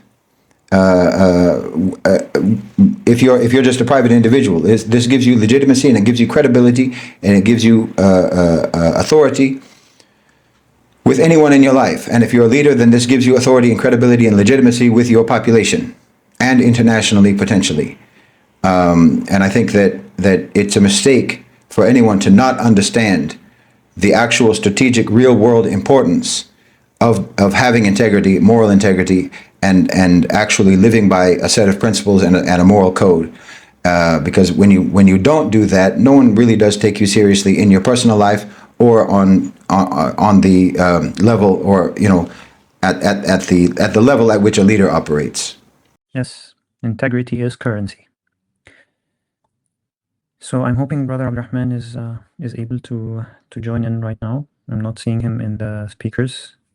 So please, Brother Abdurrahman, if you are able to ask for the mic, I will give you a minute or two to try to ask for the mic before we wrap it up, inshallah. SubhanAllah, we miss Sister Samira and Sister Nisa. If they could have been here to participate in the conversation, it would have been great. Yes, absolutely. They would have been a great contribution to the whole discussion, especially that Sister Samira is, we always had back and forth points and discussions regarding the comparisons between Nuruddin Mahmud and Ahmaduddin Zengi. And it was actually enjoyable to have. There's a comment for Ustaz Shahid, by the way, but I haven't read it. I'm just not going to read it, and I think it's something to do with Iran, so maybe we'll skip it. Allah knows best. But yeah, someone was from the listeners wanted to ask a question, so I was just thinking maybe we can address it before brother joins. But I don't mind. Brother Abdurrahman, are you here? Are you ready to speak? Okay. So I want to add to the point about how there was this generational handover from Ahmaduddin to Nuruddin to Salahuddin. I want to take a step back and say it even started with al-Bursawi, because he created this sort of union between Aleppo and Mosul that Ahmaduddin later on so not directly inherited, but he projected his power from there. This was his power base, and he created his sort of brittle state that Nuruddin went on to inherit and secured it, solidified it, fortified it, made it bulletproof. And then Salahuddin picked up the reins after, and we know how that ends. In regards to regimes in the region being successful with PR, I would say that differs. For me, what I noticed, it differs based on the living conditions. It is a lot harder for regimes to have successful PR internally if it does not translate to improving of living conditions or standard of living or things like that. So we have seen the Gulf rules, as Ustaz said, like their people are fully behind them. There's no issues with that. But then you look at some other countries in the region who are maybe not as doing well economically, or living conditions continue to deteriorate. Then this propaganda is just khalas rhetoric. You don't actually mean what you say. As for, I do agree with the Ustaz about Iran being successful, but I wouldn't say internationally. I'd say definitely in the West, which is their target audience, but I don't think they've been successful in the region at all in terms of PR and the image that they project about themselves. It is a more popular narrative in the West. When it comes to Nuruddin and weaponizing PR, I think, mashallah, he had used it as a political tool like the world had never seen before. But PR in during that time served the purpose of basically getting everyone in line, whether we're talking about the elites, the scholars, the people, the rulers. Everybody was behind Nuruddin using that PR. Would that have the same effect today? First of all, I think it would be very difficult to replicate that image. And second of all, I do not think a successful PR campaign, let's say globally, where we have the dominant narrative now, would change any realities on the ground. That's just how I see it. Like Ustaz said, like they are focused more about their domestic audience internally, and I think our rulers have decided that like the global narrative is just something that we cannot win. It's a battle that we cannot win, because for the West, narrative control is like the most important thing. It comes before anything, because they want to twist reality, shape alternative, facts and whatnot. So like our rulers have decided, khalas, we don't care about the optics, what things look like on the surface. We're only interested in shaping outcomes. Man, your voice was cut off. Did you finish your point? Okay. It seems maybe he got cut off. Yeah. Let me just sort of respond to one thing. When he said that Iran's propaganda or their PR within the region hasn't been successful, it's been very successful. I didn't say that their PR was designed to make them popular. I said that they have successfully achieved the perception of them, which is exactly the perception that they want. And they are generally perceived exactly the way that they want to be, according to whichever target audience you're talking about, whether it's in the West or whether it is in the region.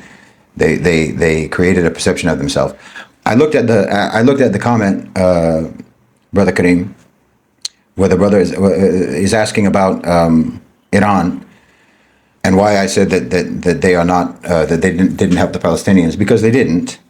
They helped Hamas for a period of time until Hamas became a government, and then Hamas was completely funded by Qatar. They cut them off. Iran cut them off as soon as they became an actual government and wasn't exclusively just a fighting force. Their support for Hezbollah and their support for the Houthis has resulted in thousands upon thousands of Muslim deaths and instability in the region. So this hasn't been helpful. And they were not sanctioned. They haven't been sanctioned as a result of their support for the Palestinians. They haven't been, or their stance on Palestine. The entire global ummah has every Muslim nation has had the same stance on Palestine. There's nothing unique about Iran's stance with regards to Palestine. It's the position of the entire Muslim ummah. It's the position of every Muslim government in the world, including Malaysia, including Indonesia, and so forth. They weren't sanctioned. They weren't isolated as a result of them supporting the Palestinians. That's a misunderstanding. And again, that's the result of the narrative that Iran has pushed. So this is what I mean. They have been very successful in controlling their international perception. It just happens to be the case that it wasn't in their interest, under the circumstances, to try to be popular. It was in their interest, politically, to be viewed as a resistance government, a revolutionary government, an anti-imperialist, anti-colonialist government, while collaborating with the people that they said that they wanted to destroy and the people that they said that they hated. They've been collaborating with and working with and coordinating with the Americans and with the Israelis the entire time, more than any other government in the region. So they've been extremely successful in subverting people's understanding of what Iran is and what they're about and what their role is in the region, to where people understand it a certain kind of way, which is entirely disconnected from the way it actually is. So they've had a very successful PR campaign. And your question actually is evidence of how successful their PR campaign has been. Yeah, just because when we were speaking about the different sub-indicators of the relative power index, I think it's very interesting, like brother Abdurrahman was saying that they do not care about the narrative control. Maybe in a sense, but I do believe the perceived vulnerability has diminished, right? Like compared to where it was 10 years ago. I think that aspect of the region, like, has gone dramatically down, right? From, I don't know, it might have been like from a scale to 0 to 10, I would have given it like 10, 15 years ago, I don't know, an 8, but now I believe it's like 3, 4, maximum 4, 3.5, 3, right? Which means really that how much I can hurt that region without being hurt back, or has really gone down, right? And this is something very important, like it establishes relevance on the scene, and that other players cannot take advantage of you as much as they wish they could, right? And خلاص يعني okay, narrative control is something that gives you a plus, but look at the perceived vulnerability of the United States, right? That has gone dramatically up, right? During the past 10 years, 20 years, 15 years, whatever it is, right? It seemed like as this player with impunity, who can act without any, and now you can see like the vulnerability perceived by the global public has gone much up, while the perceived vulnerability of our region has gone much down, and I think that's very important to highlight and note. Yeah, relativity is key, and we don't live in a world of absolutes, like we're going to vanquish them or they're going to vanquish us. This is, I don't want to be like rude, but it's a bit ludicrous to think that, right? This is not how things operate. So people go strong and then they go weak, and that's the sunnah of Allah subhanahu wa ta'ala. This is how things go. But to think that vanquishing your enemy will take place, in a lifetime or something like that, you have to be more mature in your understanding of things, because if you want to achieve a personal goal, you don't achieve it in a week or two, you achieve it in years. So you have to think in terms of states achieving their goals in the same manner, because states are powerful, but they're not that powerful. Allah subhanahu wa ta'ala is the all powerful. So yeah, alhamdulillah. Well, Yes, also, brother. Yeah. Also, annihilation isn't something that moral people do. Annihilating someone who is hostile to you. This is a barbaric approach. So civilized people, civilized nations, any civilization, any genuine civilization with moral legitimacy of any sort whatsoever, their interest is in getting along with people. We need to find ways that we can get along. So whatever your criteria is for how we can get along with you, then we're willing to do that. We're not interested in trying to annihilate anybody. We don't need to exterminate our enemies. This is a Western way of thinking. This is the way the West has approached the world. This uncivilized, barbaric, savage approach to the world. And civilized people don't act like that. Civilized people want to have some sort of harmony.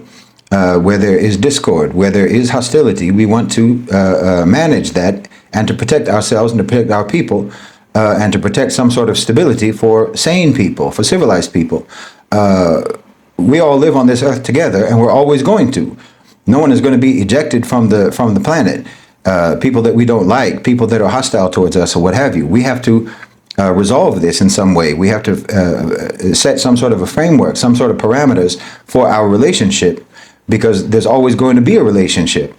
Every nation has a relationship with every other nation, and it's always going to be that way. There's not a way around it. This is the fundamental.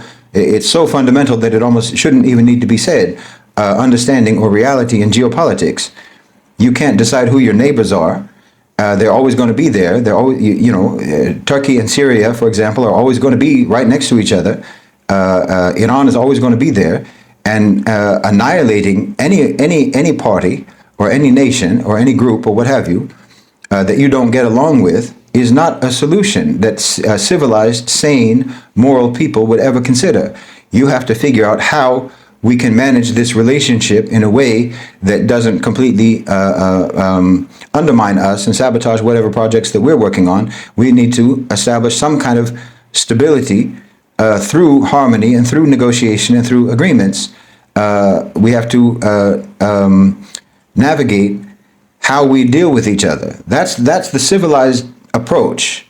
Not, oh, this nation is hostile, so let me just destroy them. That's a complete breakdown of a civilized approach. That's the complete abandonment of a civilized approach, and it should always be the absolute last resort that you have to take that sort of an approach to any hostile actor. You should always try every way that you possibly can to negotiate and to navigate into a way that you can mitigate the potential harm or violence or coercion to which either party might be subjected. That's the civilized approach. And that's what our region, and also I would say China, to one extent or another, takes that approach. And most civilized people in the world take that approach. It's something that is very foreign to the West. That they think that the only approach is through force. That's not their last resort. It's their first resort. It's the first thing they go to. And like Brother Kareem was saying, in terms of the instability in our region and the vulnerability of our region, alhamdulillah, it has declined significantly. And we have a lot more power to negotiate. And America has a lot less power to negotiate. And America, now they can't really act unilaterally like they used to. The only people that you see them acting unilaterally with is Europe, their own friends. And they're not acting unilaterally with us anymore, except, if you want to talk about, for example, the tariffs and the trade war and whatnot, this is America acting unilaterally against their own interests. This is America acting unilaterally against themselves to isolate themselves and to withdraw from the global stage. So it's never been our approach, and it's never been the approach of civilized people to seek the annihilation of their enemies. We just want to mitigate the danger that they pose to us by navigating some sort of an agreement or some sort of a negotiation, some sort of parameters of a relationship that will mitigate the risks and mitigate the danger that they pose to us and that their hostility poses to us. And if it's possible to dissolve their hostility, then so much the better. Yes, alhamdulillah, that we are that way and that we have a long tradition of civilizational behavior as opposed to our antagonists. So I think today was a joyful discussion. Thank you so much, Ustad, for freeing yourself and giving us those incredible remarks regarding PR and realpolitik and how we can make use of them in our modern day context. Thank you so much, Brother Abdurrahman, and thank you so much, Brother Kareem, for your valuable contributions. We're going to take a break, inshallah, during Ramadan in order to replenish our iman and to seek maghfirah from Allah subhanahu wa ta'ala. And I would like to take this chance and opportunity to say to our fellow Muslim listeners, Ramadan Kareem, and taqabbalallahu minkum salih al-a'mal wa ghafara lana wa lakum. And may Allah subhanahu wa ta'ala grant us all forgiveness during Ramadan and, bless us with the maghfirah and tawbah during Ramadan. So we will reconvene, inshallah, after Ramadan. And with that, I again extend my thanks to my beloved speakers. And I will see you after Ramadan, all of you, inshallah. Thank you all. Thank you to our speakers and listeners. And assalamu alaikum wa rahmatullahi wa barakatuh. Wa alaikum assalam wa rahmatullahi wa barakatuh. Jazakallah khair, brother. And for Brother Abdurrahman, Brother Kareem, and for everyone who listened. And thank you again for extending the opportunity for me to give my remarks since I negligently missed the last session. Barakallahu feekum. Assalamu alaikum. Thank you so much. Thank you. Assalamu alaikum wa rahmatullahi wa barakatuh.